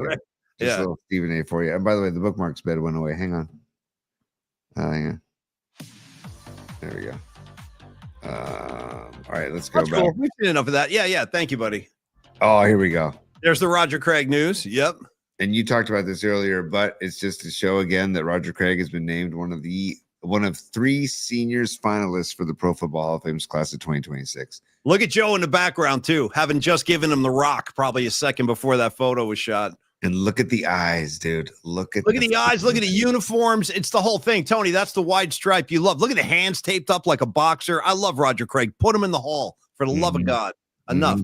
Enough. I mean, yeah. Oh God. Yeah. And the simpler SF, by the way, if you want to get really deep into the minutia of the older uniforms and helmets, the simpler SF on the helmet, it's just the black outline and the red and white SF. Correct, Tony. You 100%. Don't get too deep into the weeds here. Oh, this is great. Okay, I don't know if you can hear this. So let me see. I'm going to put down the bookmarks bed. This is Myles Garrett and George Kittle. I'm hoping that you can hear the volume. Hang on. Let's see if you can. If you can't, I'll abort. But hang on. How you doing? I'm just happy that I'm healthy playing football in November. I'm glad to see it for you too. I just need you to stop tipping me if you don't mind. No. Dude, your 5-sack game is crazy. Keep going, man. It's fun to watch. Please don't break the record today. But Okay. I'll tell Brock to give you 1. Maybe 2. Here comes Miles. He got him. Dude, what I love about that. Go ahead, Tony. Go ahead. Just what I loved about that video. It's 2 just superstars, like as kids, like loving the game and having so much freaking fun. Well, can I tell you what I don't love about that clip? If you back it up 10 seconds, dude, Myles Garrett goes blowing by Trent Williams like he's not even there. Wow. Trent's not. I don't even think Trent laid a hand on him. Watch this. He destroys Trent Williams on this play. Yeah, is this the move up the middle? Just look at it. Yeah. That's the Euro step, dude. That's the Euro step we were talking about. You don't see Trent Williams like that every day chasing guys. He got by him so fast. Well, that's because he is the best pass rusher in football. Look at this. I mean, Here comes Miles. Oh, He got him. Incredible. So it's just Kittle and Myles Garrett having fun. 2 Pro Bowlers kicking it around. 2 Pro Bowlers chopping it up, Tony. Totally. Yeah. And then, dude, I don't know if you've seen this, Paulie. Dude, Nick Bosa, now the coffee influencer. I did. What? No, I have not. Nick Bosa, now the coffee influencer. Yeah, bro. Good. It's got a medium roast, man. Yeah. And by the way, respect to his choice of coffee. Grafeo coffee in North Beach, San Francisco, in the dark roast. I have a bag of this coffee at home myself, and I grind the beans. I get the whole bean and I grind them myself. Looks like Bosa's doing the same thing. I love it. And here's the little taste, Paulie. Here, and I got to say, it's well done. Here we go.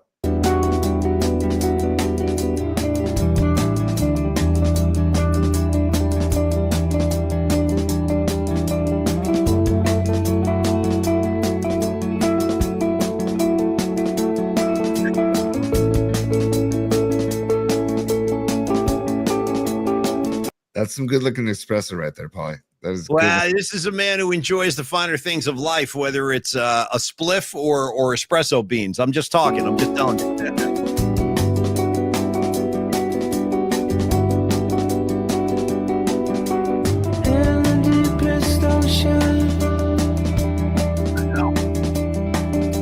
Look good, dude. What the hell kind of song is this? What is it? By the way, shout out to Nick Bosa being a newly anointed Grateful Dead fan. He fancies himself a Deadhead. I'm happy to have him. Happy to have him in the community. But he chose a really kind of coffee house kind of vibey song right there too. I feel like it's Tame Impala, maybe out of Australia. Yeah, I don't need a whole lot of Tame Impala personally. You know, ooh, their first 2 records. I will stand by their first 2 records. There isn't a record called Inner Spacer that is damn good. Damn Okay. it. Here's more Nick Bosa. Here's no just being a coffee influencer. There he is making coffee at home because he's got. I look forward to the day when he becomes a football influencer again. I'd love to see him on the field. Well, wouldn't that be nice? Wouldn't that be Yeah. nice? Yeah. But that's what's amazing with the Niners being 9-4 without that guy. Now this is what This is the big one. Okay, now after this, you can stop. We can get out a bookmark. So this is the anniversary. People ask this question, Paulie, why do you hate Phil Simms so much? It all started right effing here. Dude, Simms, you want to get in Ronnie Lott's face? Really? Really, dude? This is the 7-3 Monday night game back in 1990, one of the greatest games I ever saw. Regular season or playoff game, 7-3, dude. Yeah. Niners get the win. But anyway, this was the end of the game, walking off the field, and Simms decides he's got something to say to Ronnie Lott. I'm still pissed when I see this, but I wanted everybody to see like the inception moment of my hatred for Phil Simms. It started right here. And I feel I need to start this video with. Hey, Paulie. Hi. Phil Simms here. Right. Okay. Here we go.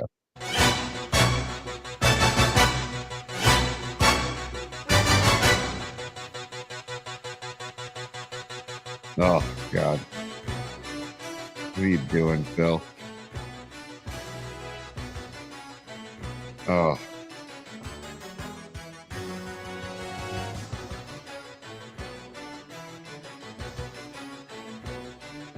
Is he grabbing jersey? He is. He's grabbing jersey. He's trying to be a tough guy. Look at Bavaro, dude. Yeah, Look no, I don't need. I know. at Bavaro, by the way. Just, I know, oh my- dude. I don't need. No, Tony. You mean Rambo? You mean Look at the Rambo? mug on Bavaro. Just I look see it. at the freaking mug on Bavaro. I like dude. how Michael Carter's right in the middle of it too. Shout out good old 95 Michael Carter, man. Heck yeah. But look at the Bavaro. Gee. And look at that foggy night at the stick. You know what I mean? You can see the fog hanging over the field, man. That's when the S was real right there. By the way, I see my man Larry Roberts coming in too across the field over there. He's behind the photographer. Come on in, Larry. Yeah. Dude, look at Guy. You see Guy McIntyre in the back? Oh, hell yeah, dude. Hell yeah. There's Guy. But anyway, this went on and on. Phil Simms decided he wanted to get in Ronnie Lott's face, and that's when it all started. By the way, is that a Dexter Carter signing? You're damn right. It's a desk. You better believe it. You better freaking believe it, buddy. Yeah. Dexter Carter, one of the all-time greats. That's just enough's enough, man. What are we doing? Like, what are we doing? Anyway, that's all. That's the anniversary. It was on this night in 1990. That's when it all started. Okay, thank you for indulging me, Tony. Thank you, P&P Familia. I had to get that off my chest. Speaking of getting something off my chest, we've got one spot to do, and then we bring the lovely Scarlet Fire in to join us as our guest sponsor for the Show Us Your Stub segment. But first, Tony, a word on Stellar Design. Dom Peralta's outfit. Dom Peralta, one of the all-time greats. Cannot say enough good things about this guy. Tony, there aren't enough superlatives in the English language to properly convey how much Dom has helped us this year. Dom, we freaking love you, buddy. And now I want to talk about your real day job here, which is Peralta Arts and Company. It's where graphic design, illustration, music, and pop culture all come together and ultimately collide. Peralta Arts is a full spectrum creative studio specializing in bold graphics, vibrant illustration, and visual storytelling, carrying forward the spirit of legendary Bay Area artists, be they Journey, be they the Grateful Dead, be they Sly and the Family Stone, Sammy Hagar, on and on and on. The greatness of the Bay Area, musically speaking. And again, big announcement today. Today, Tony, is one of the most special days of the year. Art for PMP and Ain't Easy is ready. Bravo. And I saw this poster. It is freaking awesome. Dom, you crushed it. And they'll be available at the gig. We're going to be raffling off some of Dom's work as well. But anyway, you will see. Tony, actually, I think we get the green light. You can show it. You can show the poster right now. He's given the green light for that. He says, share the image. So you'll see Dom's work, the poster he made special for the party. Coming there. Yeah, dude. Look at that. Look at that. Let me get rid of this right here. Yeah, I love the Shakedown Street Grateful Dead influence right there, holding the microphone. Dom, that is freaking awesome, brother. I want one of those too, by the way. So anyway, come on down to the Holiday Frolic on Friday. Dom can tell you the story behind the art, behind the project. He will have signed posters available for all of you who might be interested. We'll be raffling off some of Dom's work as well. And again, just back to Stellar Design, they also channel pop culture, music, and the energy within our community. And he does that with every project he takes on, whether he's working on a new logo for a client, he's developing posters like this, fine art, and his brand visuals, all of which celebrate Bay Area culture. And you think about how hard you work on any given project, your story, your project deserves bold visuals. That's where Dom steps in. Peralta Arts and Company will bring them to life with Bay Area soul, Bay Area heart, Bay Area goodness, Bay Area TLC. All you got to do is reach out and talk to Dom, one of the easiest guys in the world to talk to. Contact Peralta Arts and bring your next vision to life, whether you've got a marketing campaign, a special event you want to promote, and have some art to complement that. Dom can definitely help you. Give him a shout, 650-796-3144, 650-796-3144, or you can always email Dom as well, Dominic@stellar.design. Dominic@stellar.design. Thank you so much, Dom. The poster's freaking great. Thanks for everything you've done all year. We freaking love you, and we'll see you on Friday, buddy. So there you go, Tony. Just one question. I just want to know when Dom sleeps. I don't think he does. I think he hangs upside down like a bat. You know what I mean? Like the way those bats, they hang upside down and they kind of like fold their arms like this, and they're just laying there waiting for the light to come back, and then they can fly, or I guess waiting for the sun to go down, then they go flying around, nocturnal. But anyway, yeah, that's how I envision Dom. He's like a bat hanging upside down in his closet, waiting for the next project. Yeah. It's wild, man. And the energy and the enthusiasm and the passion, it's just we're so lucky to have him involved in this show. And seriously, thank you, Dom, for everything you do. And that poster that we just showed is just the latest in his installment. So those of you that come out to Standard Deviant, you can get some of that merch to purchase. We're also doing a raffle, giving away some of Dom's stuff in the raffle. And also, if you're not able to attend and you want to purchase something, at Polymax Particles on YouTube, click the links under our bio and you go to the merch page. It's like 3 links down. You can go to our merch page and purchase a bunch of Dom stuff. John Joseph says Dom Peralta is like Lemmy. He only needs 4 hours of sleep a night to get it done. I don't even know if Lemmy slept that much, by the way. John Joseph, that's and rest in peace, Lemmy Kilmister, the all-time great from Motorhead. Shout out the Ace of Spades. All right, Tony, I don't know if Bonnie Scarlet Fire is going to whip out any Motorhead ticket stubs. I have no idea what she has up her sleeve tonight, but I want to welcome Bonnie to the show. This is another guest sponsor we have. You're all invited to participate, whether you want to sponsor Tony's Top 3, Studs and Duds, Hot and Sour Picks, the music assignment, the ticket stub assignment, whatever you guys want to do, it's all available. It's all waiting for you. Just send us your wishes and your donations at paulyspod@gmail.com. Okay, Tony, let's see it. Yeah, Bonnie loves her Motorhead. You never know. Dom, you never freaking know. Wouldn't surprise me. All right, let's see. Let's see what Bonnie's got for us tonight, Tony. Well, let's welcome Bonnie to the show. Hey, Bonnie. There she is. Fire. Oh, it's great to see you. Hi, Bonnie, you're looking lovely tonight, dear. How you feeling? Thank you. I feel great. This is so much fun. Now, Bonnie, you live in the city, right? I do, yeah. And which neighborhood are you in? Well, I usually say West Portal. Technically, I live in Forest Hill Extension, which no one's ever heard of. Oh, Bonnie, I know Forest Hill Extension. And by the way, Bonnie, I got to ask you, if you're going to mention West Portal, tell me you've been inside the Philosophers Club. Oh my gosh, yes. In fact, Mr. Scarlet Fire and I went on one of our first dates to the Philosophers Club. Nice. Yeah, I've been there many times. Yeah, that's like real San Francisco, man. When you meet somebody who can talk Philosophers Club, you know that they know the city inside and out. Tony took me to the Philosophers Club years ago. I had never even heard of it, man. So Tony, Bonnie, cheers to both of you guys for knowing all the right spots. And now, is this like your kind of den, your hangout room? I'm trying to see some of those posters in the background. This is my office where I work when I work from home. Nice. So this wall back, I think I'm mirrored. So this wall is more Mr. Scarlet Fire's stuff back here. Yeah. And then this is more my stuff back here. And so, Bonnie, you're gonna be bringing Mr. Scarlet Fire on Friday? Oh, 100%. Yeah, nice. He can't wait. I look forward to meting him. And again, Bonnie, yeah. He's listening to the show right now upstairs, I have to tell you. Nice. So hi, Mr. Scarlet Fire.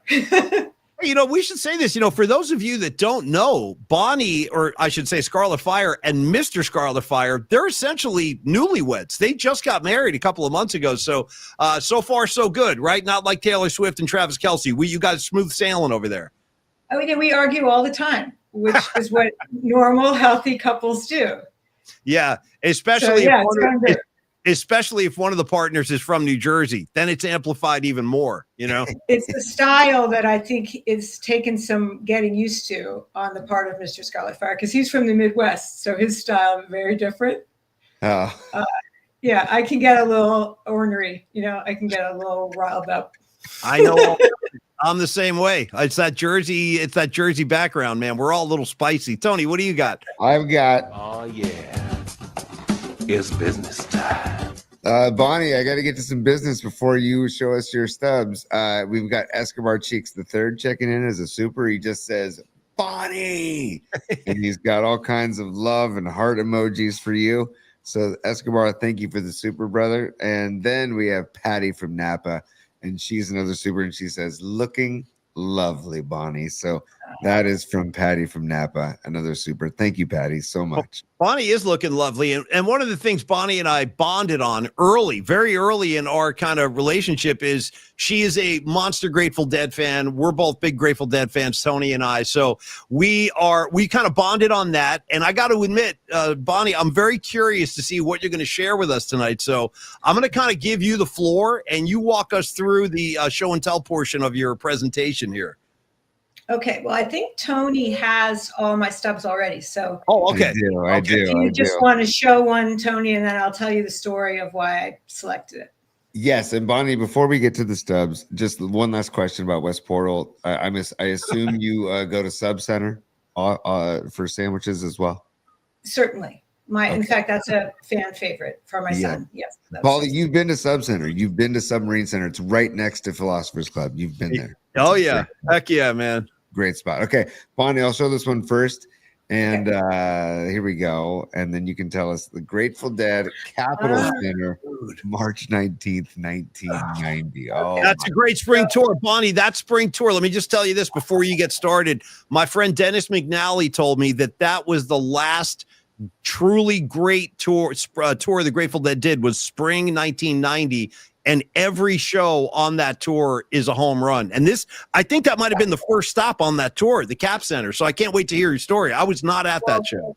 That I don't know. I didn't, that level of recall, I don't have, Paul. But this one I picked actually to sort of to test a little bit your level of recall, which is astounding and encyclopedic. Shocks me I got something for you. I got something for you already. I already got something for you. I think you may know the answer to this question. So you and I were having a little text exchange, you might remember a week or two ago, about great. shows. It was so much fun. About shows we'd been to where they rolled out a song or busted out something that they hadn't played in a really long time.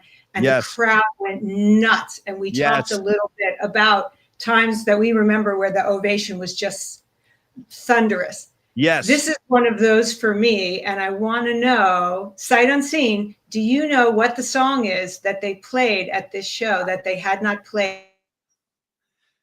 Oh, I want to make sure Bonnie unfreezes. Very, very long time.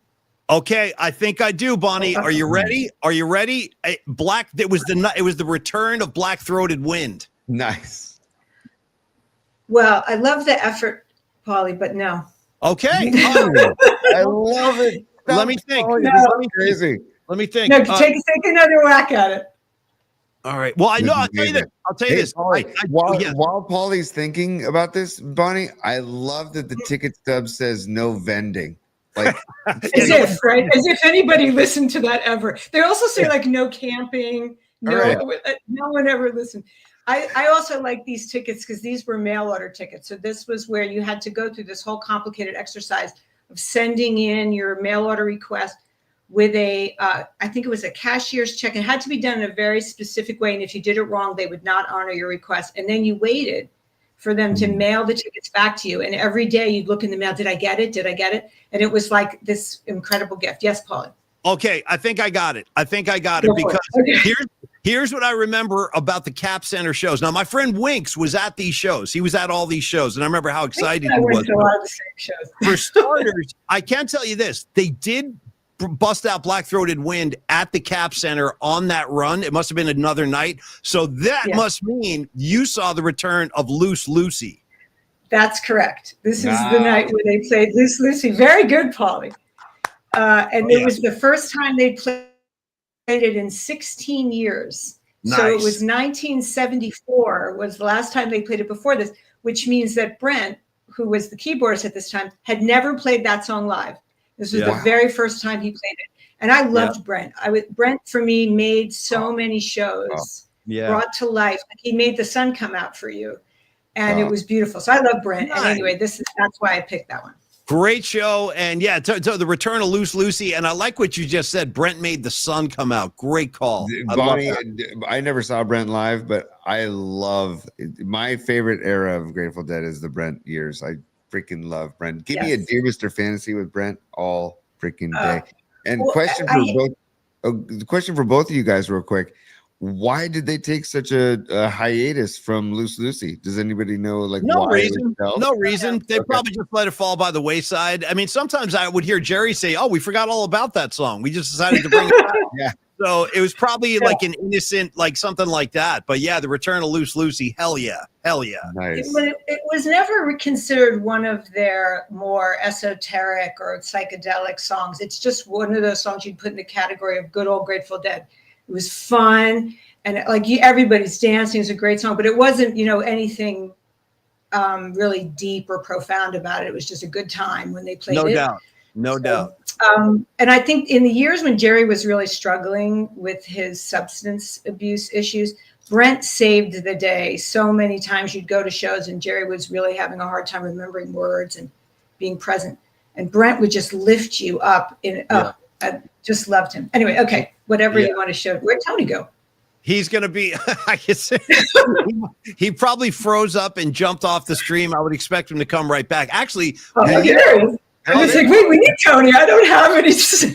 Hey, buddy. I have my box. I could pull things out, but I'm waiting for Tony. Welcome back, pal. Welcome back. So you got to present the next up. I don't know what's coming. Yeah. Oh, yeah, here, I'll put it. Bonnie, thank you for sending me these, by the way. These are great. So the next one is I'll go this one, and then the third one has a trio of, or a couple of stubs at least. So we'll go this one next, which is Garcia Band at the freaking Warfield in 91. Oh, okay. This one has a little bit of a story attached to it. So this is just a night of seeing Jerry at the Warfield, which of course Jerry's like the house band at the Warfield at this point. And one of the reasons why I moved to San Francisco with my friends was really to make it possible to see more shows and to just see things like this, right? So this particular night, no big deal, nothing special, though it was 420. Now that I look at the ticket, I recognize it. So I didn't think about it at the time. It wasn't a thing back then. And I was at this show, and I was upstairs in the balcony. You know how you can sort of go up in the balcony. There's a little more room to dance. I was up there. And we were in it was the second set. And you know how sometimes when you're in group situations, it suddenly gets very quiet, weirdly. Like for some reason, everybody just gets quiet at the same time. Yeah. So at this show, that happened. And it just got weirdly quiet in there all of a sudden. Couldn't explain it. And so in that moment of quietude, of course, I had to disrupt it by shouting out, and I yelled as loud as I could. I said, "Hey, Jerry, let it rock." Nice. Right? A song I love.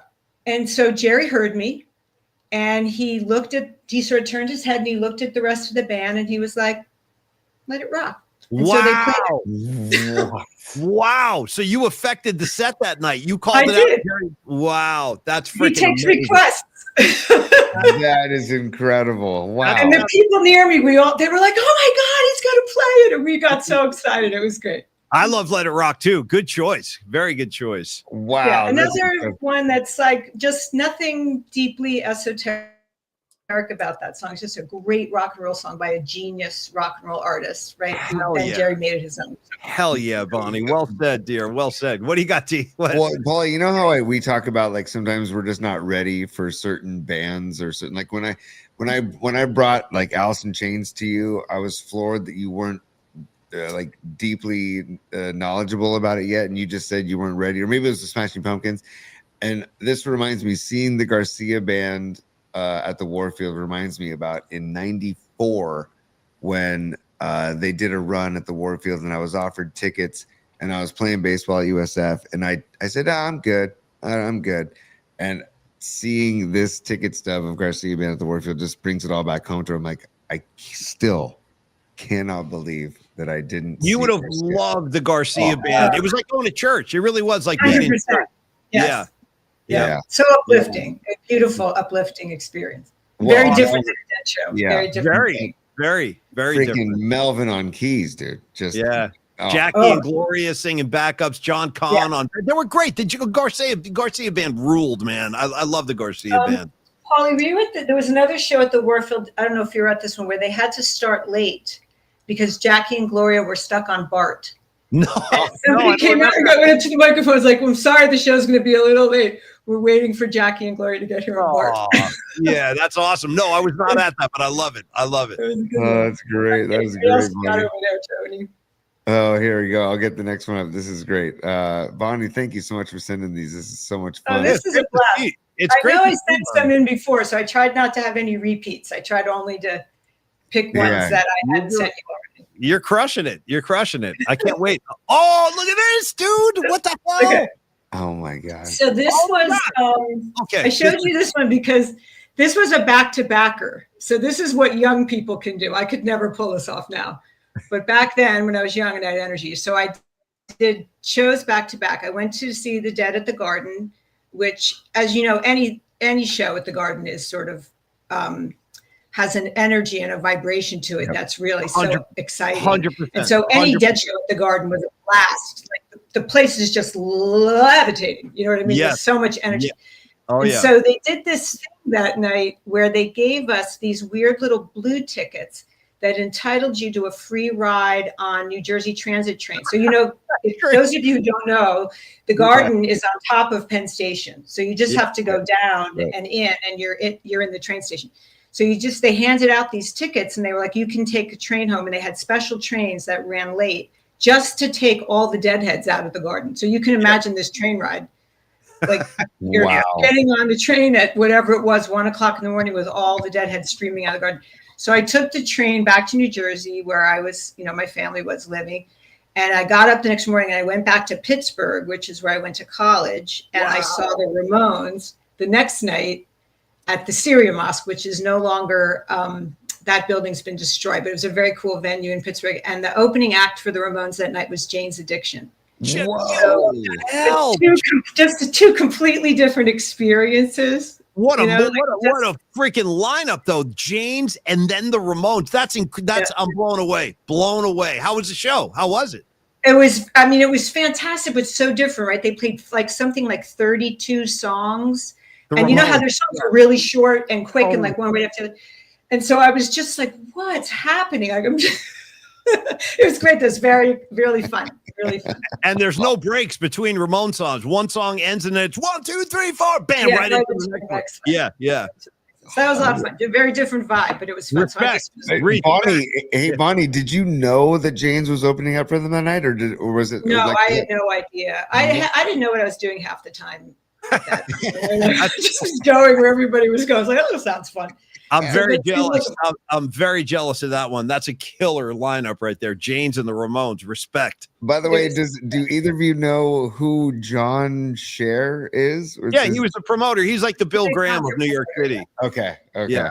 I was wondering if that was like John Scher presents. John Scher. Yeah. By the way, Bonnie, the chat is going off. I have to quote Stevie B in the chat. He says, "Hey, Bonnie, save some cool for the rest of us." Yeah, seriously. Don't hog up all the cool. Yeah, seriously. Bonnie's taking up all the cool. Hold on, T. Give Bonnie another super. It's from Dami. This is Dom Peralta, Bonnie. And he says, Bonnie, thank you for sharing these incredible stories. You are an inspiration for us all. Nothing left to do but smile, smile, smile. Thank you, Dom. That's a great super right there. Thanks, Dami. That's such a sweetheart and lovely person. Keep it coming, Bonnie. Keep it coming. I can't wait. What else you got over there? Yeah. What else you got over there? So what I have next is not music related. Is that correct, Bonnie? Okay. That's right. That's right. That's correct. No. I take it back. There's one more. Let me just double check. There's one more music related. Yeah. One more music related. Here we go. Stand by. I forget what I. Yeah, no, that's good. I can't remember what I did this afternoon. Yeah, there we go. Oh, this one. Okay. Oh, hell yeah. Yeah. I think we I think, Paula, you and I talked about this also in a text chat. So this show was the first, I don't know if it was the first show, but it was the Halloween show right after Bill Graham died. Correct. And Halloween Grateful Dead shows, if you've never been to one, are always like, it's New Year's Eve sort of is the apex, and then Halloween is probably the next one, and then July 4th, I'd say. That's the sort of order of awesomeness. And so Halloween's always really fun because people are there in costumes and most people are electric. And so imagine being in the Oakland Coliseum electric with costumes. Well, you remember what they used to say, Bonnie? They used to say, by the way, I just had crazy deja vu right then. Nice. Crazy deja vu. But Bonnie, do you remember what they used to say at the Halloween shows? Trip or treat. Trip or treat. Yeah. Well, trip or treat. You know. I chose option one. I'm just I understand. I do. So, I understand. Believe me, I do. We were, which was often the preferred choice. Anyway, so we were at this show, and there was a real heavy feeling because Bill Graham had just died, and of course you're getting this ticket that says Bill Graham Presents, and there's a lot of sadness, and they had done this free show in the park, paying tribute to him, but this was one of the first shows. I think Walton was there, if I remember correctly. Anyway, they have like a Halloween parade. There's a lot going on. And then in the second set, very psychedelic set. And it's sort of heavy, a lot of bass and drums and this really sort of dark vibe. All of a sudden, we notice that someone has walked out on stage that's not a member of the band. We're like, that's bizarre. And I'm pretty sure they were playing Dark Star. I think you would check me on that, Paulie. That's right. No, you're right. Very heavy Dark Star, like very heavy. And, this man walks up to the microphone, and of course they don't announce who it is. I mean, the Dead never said anything, so you just have to kind of figure it out. Yeah. So the word starts making its way back from people who are standing there to stage that it's Ken Kesey who's come out on stage during this show, and he steps to the microphone and he starts eulogizing Bill Graham and talking about how when Kesey lost his son, first, Bill Graham called him in this conversation that they had, and his booming voice. And then he moves into a poem and he recites a poem by E. Cummings, or part of the poem. Nice. And the Dead are doing this thing that they used to do where especially in the Oakland Coliseum, I don't know why they could do it better there than other places, but they would make the sound like whip around in a cyclone, and you'd feel it just going like whoosh, whoosh, whoosh, and the sound whipping around. Do you know what I'm talking about? I do. And that's happening, and Kesey's talking, and it's getting louder and louder. And the last thing that he says, really loud with this sound whipping, is he says, "How do you like your blue-eyed boy now, Mr. Death?" Yep. And then the Dead just bam in your just. Blowing you away with the sound. If you ever have a chance to listen to this show, even while he's talking, listen to them playing behind it. They're going crazy. They're going nuts. The band is going crazy. I got to tell you, Bonnie, so I was not at that show, but I remember the first time I heard a tape of that show, the hair on my freaking arm stood up when I heard the Ken Kesey thing. It was so intense. It was so powerful. I can't even imagine what it was like in the building, because I kind of freaked out just listening to that show. Yeah, it was real. It was so powerful. I mean, there were many moments, of course, as you know, as someone who's been to a lot of shows that make an impression on you. But this was one where I just thought, wow, these people are not effing around. No. They are not effing around. No. I'm being just whipsawed by them right now and loving every minute of it. Like, it's okay. Just do what you need to do. It was so great. That was freaking awesome. Thank you for sharing that. No, that's awesome. I'm very envious of that show. I know all about it. Scarlet Fire, Truckin', Dark Star. There's a freaking, they close it with the Sugar Mags. The whole show was great. That's a great show right there. By the way, Bonnie, have you ever met Karen Bell? Because I feel like she's commenting on the chat that she's been to a lot of the shows that you're talking about, and she says there was quite a vibe at that Oakland show. And then she also says, I met Bill Graham in the Cal Expo parking lot. He was just riding around on a bike at the Dead show in the parking lot. That's what he used to do. He used to drive around the parking lot. Yeah, in a little golf cart. Yeah. Yeah. I have never met her in person, though. You may not know that there is a Broads of PNP group chat, and Karen was on with me. So I feel like I know her, but I haven't met her in person, and I look forward to it. Bill Graham yelled at one of my friends from Jersey, Bonnie. Rags, I'm talking about Scotty Christensen. He was down at Irvine in like either 89 or 90. He was just hanging out in the parking lot. He was drinking a beer, and he said all of a sudden Bill Graham came flying up to him in the golf cart. And I'll never forget, he said, this is what Bill Graham said to him. He goes, it's because of people like you drinking open beers that the Grateful Dead is running out of places to play. Get rid of the beer. And he made my friend Scotty put the beer in a cup, and then he just drove away, just peeled out and just drove away. Yeah, it's because of people like you that the Grateful Dead are running out of places to play. Yeah. Paulie, like the ticket stub says, man, there's no vending allowed. So, No alcohol, no bottles. I mean, you can see it right there. Why can't you people follow the rules? 100%. Yeah, that was Scotty, Rags. 100%. That was By Scotty. the way, Bonnie, this is a great chat comment I want to share too. Soccer Bowl, also known, Jim as well. He says, your explanation is poetic. Makes my neck hair stand tall. Amazing story, Bonnie. You can look this show up on YouTube. You can find it in any number of places. Just enter Grateful Dead with Ken Kesey, Halloween 91. Yeah. It'll freak you out, man. It is not for the delicate sensibility people out there. It is, like Bonnie said, it's heavy. It is really heavy. And you'll have a reaction when you hear it. Like Bonnie said, they're not effing around at all. At that gig. Now I'm going to go look it up, and I got to hear it. I haven't heard it. The three that are there, I would say listen to any of those. That 3/14/90 was a really great show. Listen to that one if you're interested, or the one at Barton. When was Branford in 90? Wasn't that in March of 90? That's 3/29/90.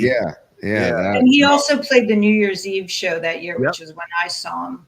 Nice. They did a lot of things. They had Ornette Coleman at that time. Ornette Coleman played with them. Baba Olatunji.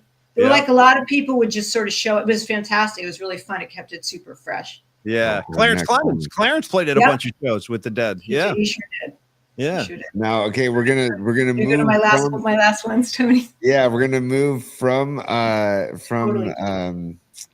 ticket stubs to this is Bonnie. I love that you sent this. I can't wait. I have no idea what's coming. I don't know what this is going to be. I can't wait. There's a few of them, but let me just start with the first one that you sent. That at least the first one. It might be hard to read, so do what you can there, Tony. Yeah. So look at this. Hold on. So this is a baseball scorebook, Paulie. It's a baseball scorebook. Is this Little League? Oh, I see. No, that's a Giants game at Candlestick. I see Bond, Kent, Snow. I'm trying to read some of the other names. Bond, Kent, Snow, right there in the middle. Miller. It was like Javier, Aurelia, Brett Maine. Yes. You got Hamilton leading off. You got Bill Miller in the 2 spot. All right. So wait, what game? What is this from? So that's a game. Well, the book. So that book I've had that since I was a little kid. There's lots of games in there from when I was a child, and my dad would take me to see the Yankees. Shout out my dad, who taught me how to keep a baseball scorebook when I was a little girl. Bonnie, you are preaching to the choir here, because I taught my kids how to keep book when they were younger, and we brought a scorebook to games. I'm like, you guys, it's a whole other language. It's a whole, but you can't take a pitch off. You got to, and if you need to go to the bathroom, you got to pay attention to every pitch. And if you need to go to the bathroom or get something to eat, you need to hand the book to somebody else and make sure that we don't lose a pitch. And seeing this reminds me of when I did recording sessions with John Miller, and he brought his scorebooks into the studio to double check all of the stats. And this should be framed, in my opinion. Like that is just beautiful. That is pretty impressive, man. So this book, I'll just tell you one story, because this game was my birthday, I think, back in 1998. I went to the Giants game. I've always been a huge baseball fan, and will go to games basically whenever. Mr. Scarlet Fire and I love to go to high school games. Well, his son plays right now for SI. So I'll be meeting Dr. Matt Young and his son. I'm sure. Nice. Oh, good. Yeah. But we joke around that once my stepson graduates high school this year, like, we're just going to drive around to random high schools and watch the games because we love it so much. So my dad taught me how to keep this scorebook when my brother played Little League, and I've just always done it. I love it. And this book has in it some games from when I was a kid. I grew up going to Yankee games, and my dad, there's autographs in here from almost all of the Detroit Tigers, 1978, 1979 Detroit Tigers because this is the story part. My dad won a contest in 1978, and the prize of the contest was he got tickets to all the World Series games that year. And of course, ended up being the Yankees playing the Dodgers, which was huge, right? Yeah. And on the trip, he became friends with a guy who pitched for the Tigers at the time. He had pitched for a bunch of teams. His name's Milt Wilcox. He was like pretty good major league pitcher. Nice. And they became sort of pals. And so every time the Tigers would come to New York, he would give us tickets to all the games. And occasionally we would take them out to dinner. And then on one special night, they came to our house for dinner. And so Milt came and he brought Alan Trammell, Lance Parrish, and Ron LaFleur to our house in New Jersey for dinner. And I could barely talk. I was like pre-verbal because I was so excited. And how old were you at our house? Were you like a teenager at that time? I was 12. Wow. So I was just the perfect age to like be awestruck. And I showed them around the house. Yes, Rags, Bucky Dent over the Green Monster. I showed them around the house. And in my room, of course, I had only pictures of the Yankees and Bucky Dent. And they saw that. And the next day after the game, we met them again, like we would. And this time they brought with them Bucky Dent. And he handed me a baseball that he had signed with my name on it. And he gave me a hug and a kiss on the cheek. Very appropriate. My God. Well, the girls love Bucky Dent. I remember that. He was like a heartthrob. Yeah. Oh, my gosh. Fantastic. So anyway, that's in this scorebook too. But this game is a Candlestick. So I included it because I know we have lots of people who love this stick. And by the way, Bonnie, Mark Graves says typical Giants only scored 1 run. Yeah, just another day at the office for the Giants, even with Bonds and Kent. Yeah, totally. And JT Snow. I got to say, Bonnie, that was a freaking amazing contribution you made. Not just the scorecard, but all of the stuff you brought to the show tonight. And I got to be honest with you, your vibe alone is, you talk about Brent bringing in the sunshine. Shout out Scarlet Fire, Bonnie bringing in the sunshine too. Tony, the vibe of Bonnie, give her some love, dude. Yes. Here's another game. This is another Giants game from the stick in '97 where they scored a few more runs. They scored 6-7 runs. They did a little better. Nice. Yeah. I think there's an NLDS book game in that book too when they played the Marlins, who unfortunately went on to win the World Series that year. Oh, you're right. Vizcaíno. That's crazy. Yeah. Here we go. Yeah. I'll pull that one up real quick, Bonnie. There it is right there. There it is. Also, Bonnie. That one got a little wet. I think somebody may have spilled the beer on my page. I love to, at the end of an inning, you do the right.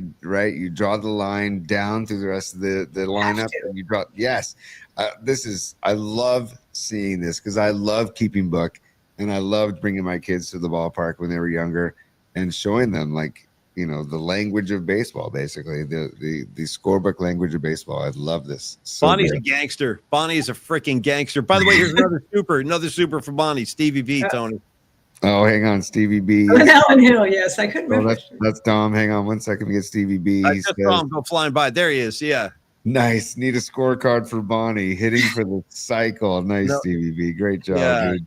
Yeah. I love you guys. You're the best. It's so much fun, by the way. If anybody else is even remotely considering doing something like this, I have to tell you, do it. It is I'm having such a great time. And you guys make this very easy. It's fun. You got, first of all, thank you. Seriously, thank you, because you brought a whole new perspective to the show that we couldn't have done without you. And second of all, thank you for supporting the show, not only tonight, but all year you've been with us. And we really appreciate that. And Bonnie, I just want to say you crushed it. You just freaking crushed it. Absolutely. So, thank you so much. Stay with us, though. Stay with us. Don't go away yet. And we'll definitely see you on Friday. There's a kiss for Bonnie and Mr. Scarlet Fire. Each of you guys get one. Mr. Scarlet Fire is getting a hug from me. He doesn't even know me yet, but you're getting hugged when I meet you. And Mr. Scarlet Fire is getting fun to hug. You're going to enjoy it.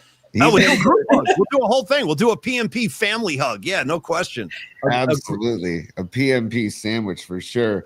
Bonnie, again, Paulie already said it, but yeah, thank you. Thank you for taking the time to pick these out and for telling the stories and for sharing, personal stories with the rest of the audience. It's really, Bucky really Dent good. in my house giving me kisses. I mean, that's pretty damn good. And I'm sure a lot of other people have interesting stories to tell too. But Tony, I think this is what we should do. Since Bonnie is our guest, I think Bonnie should take us home tonight. So, Bonnie, you say goodbye on behalf of all of us, and then Tony will start the crossfade and David Lee Roth and all that stuff. So, Tony, I'll see you tomorrow. We will do hot and sour picks. We'll do the music assignment, party songs, like we said, songs about celebration, songs about parties.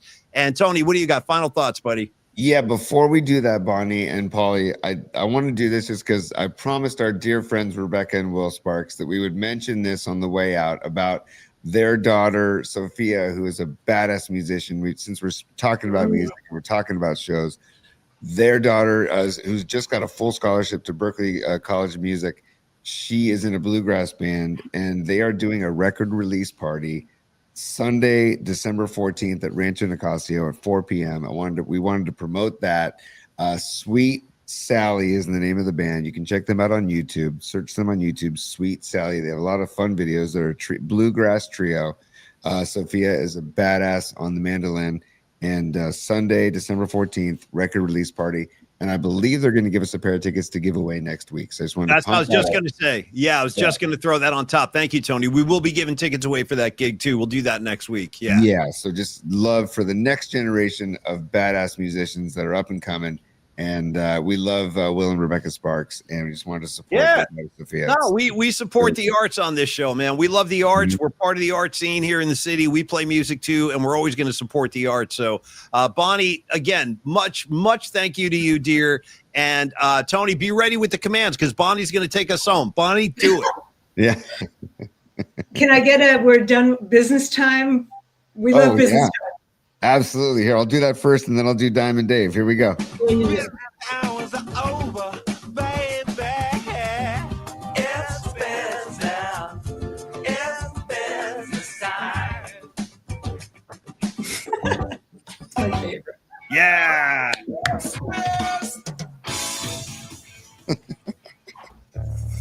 There's the cross. All right, Bonnie, you look lovely. You freaking crushed it. Come back again and join us anytime you want. The door is always open, and can't wait to give you a hug on Friday. Thanks so much, Bonnie. Thank you. I'll see you Friday. Okay, boy, Bonnie sure did light the place up tonight, Tony. And I'll say adios to you too, muchachos, my hermano.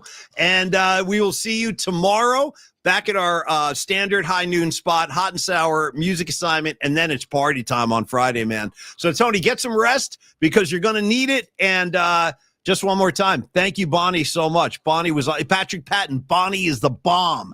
Hum Daddies, thank you, Bonnie. Yeah, it's just all over the place. Bonnie stole it tonight, buddy. Final note, Paulie, is that we talk about these the sponsored segments and these guests coming on and like, oh, let's just map out, I don't know, 10, 15 minutes. The conversation is so good. No, she starts talking about Jerry at the Warfield, right. Bro. She can take all the time she wants. 100%. That's my point. Is like Aaron Kask was doing it, Patty from Napa. And we have the Sweet Mad Hatter coming up next Friday, and we have Napa Dude, aka David Basham, coming up in January.